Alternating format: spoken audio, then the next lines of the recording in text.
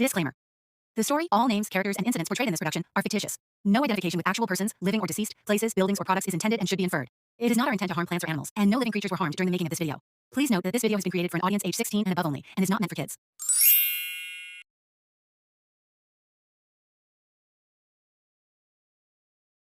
एक लंबे समय पहले एक गांव में पागल वेंगलप्पा नामक एक आदमी रहता था। वो अपने नाम के अनुसार ही पागल काम करते रहता था और हमेशा सबसे डांट पड़ती रहती थी उसको। और इतना ही नहीं, उसके सारे पागल काम देख सभी उसको ताने मारते थे।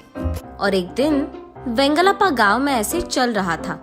बेटा इधर आओ एक बार, उम्र की वजह से मैं ज्यादा चल नहीं सकती बेटा। उस मुर्गी को ना सुबह से किसी ने पानी नहीं दिया, उसको थोड़ा पानी दे दो ना। ऐसे उसके सामने मौजूद मुर्गी को दिखाकर बोलती है।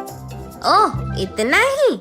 ऐसे कहकर वेंगलप्पा उस मुर्गी को बगल में ही मौजूद तालाब में फेंक देता है। ये देख वहाँ मौजूद बूढ़ी औरत चिल्लाती है, अरे रे ये क्या कर रहे हो? मुर्गी को तालाब में फेंक दोगे तो मर जाएगा बेटा, उसको बाहर तो निकालो पागल। ऐसे कहती है। अब अगर पानी पीना है तो पानी के पास ही जाना होगा ना, ऐसे कहता है। अरे ऐसे नहीं होता बेटा, इसीलिए तुझे पागल कहते हैं, पागल वेंगलप्पा। पहले उस मुर्गी को तालाब से बाहर निकालो, ऐसे कहती है। वेंगलप्पा उस मुर्गी को तालाब से बाहर निकालकर वहाँ रास्ते में छोड़कर, अरे बुढ़िया मेरे को ना समझ कह रही है, देखना एक न एक दिन ये सारा गांव मेरी समझदारी की तारीफ करेगा, ऐसे कहता है।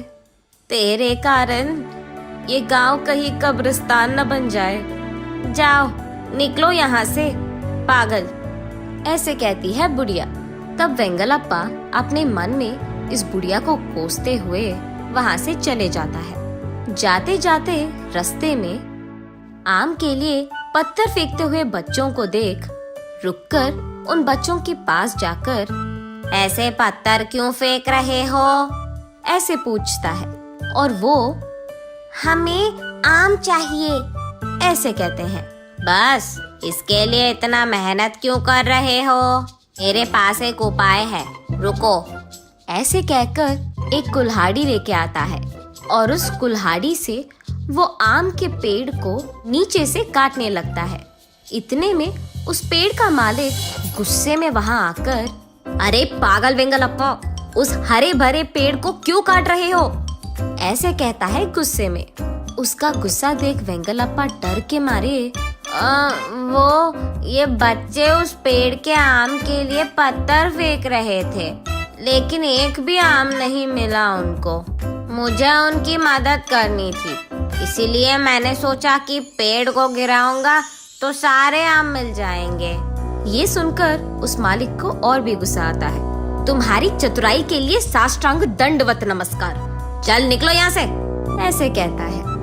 हाँ, किसी को मेरी चतुराई समझ में नहीं आती, ऐसे वो भी गुस्से में वहाँ से चले जाता है। चलते चलते वो जंगल का रास्ता पकड़ जाता है। बीच रास्ते में एक पत्थर से पैर लगकर वो नीचे गिर जाता है। जब तक वो उठ जाता है, उसके सामने एक देवता प्रकट होती है। वेंगलप्पा आश्चर्यचकित होकर उस देवी को देखते रहता है।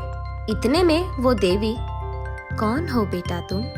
मेरा नाम वेंगलप्पा है, आप कौन है? ऐसे पूछता है।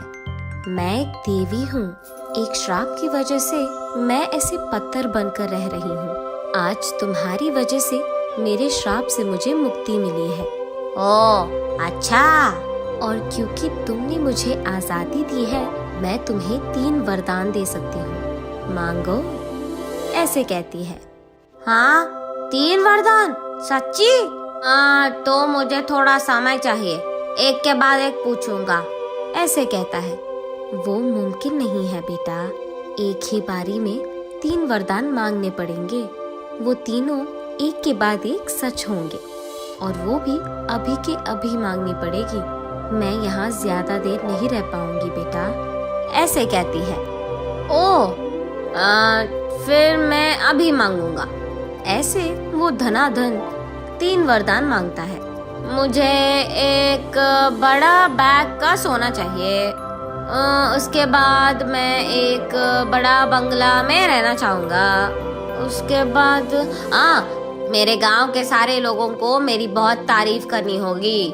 ऐसे पूछता है। तथास्तु।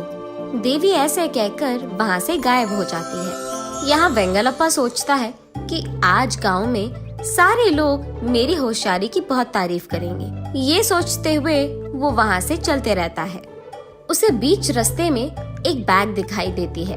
वेंगलप्पा बहुत पाने की खुशी में उसके मांगे वरदानों के बारे में भूल जाता है। उस बैग को लेकर बगल में रखकर, लोगों को तो दिमाग नहीं है, सब कुछ बीच रास्ते में पैरों के सामने ही लगाते हैं, ऐसे सोचते हुए वो आगे चले जाता है। कुछ देर बाद उसे सोने के बैग के बारे में याद आता है। अरे रे, वो शायद सोने का बैग था। ऐसे सोचकर पीछे मुड़कर वो बैग लाने की कोशिश करता है, लेकिन उतने में ही अचानक वो एक बड़े बंगला में बड़ी सी सिंहासन पे राजा की तरफ बैठे हुए रहता है। उसके ठीक बगल में अलग प्रकार के व्यंजन पेश किए हुए रहते हैं। वो सब देख, आहा, मेरा बंगला कितना अच्छा है, ऐसे सोचते फिर से सोने की बैग याद आने के कारण उसे ढूंढने फिर से बाहर आता है और उसे रास्ते में ढूंढते रहता है, लेकिन वो बैग कहीं नहीं दिखता है। फिर से बंगला चले जाएंगे, ये सोचकर पीछे मुड़कर बंगले की ओर निकलता है, लेकिन बहुत दूर चलने के बावजूद उसे बंगला कहीं नहीं दिखता है। ऐसे वो आखिर में घर पहुंच जाता है। वहां पहुंचकर गांव वालों को जो कुछ भी आज उसके साथ हुआ बड़ी गर्व से कहता है और कहता है कि तुम लोगों को मेरी तारीफ करनी चाहिए। तब वहाँ मौजूद गांव वाले वेंगलप्पा की कहानी सुनकर, अगर तुमने सच भी कहा तो तुम सच में बहुत किस्मत वाले हो, लेकिन क्या फायदा, तुम्हारी इस पागलपन के कारण वो सब तुम खो बैठे। तुमने उन तीनों वरदानों को बेकार में खर्च कर दिया, और तो और तुम पागल हो, इस बात को तुमने फिर से साबित कर दिया, ऐसे कहते हैं। फिर भी वेंगलप्पा, इस गांव में कोई भी मेरे होशियारी का तारीफ नहीं करता है, इनको तो मैं कभी समझ में नहीं आऊंगा, ऐसे कहते हुए वहां से चले जाता है। नैतिक आत्म मूल्यांकन अगर हमने नहीं किया तो हम मूर्ख ही रह जाएंगे।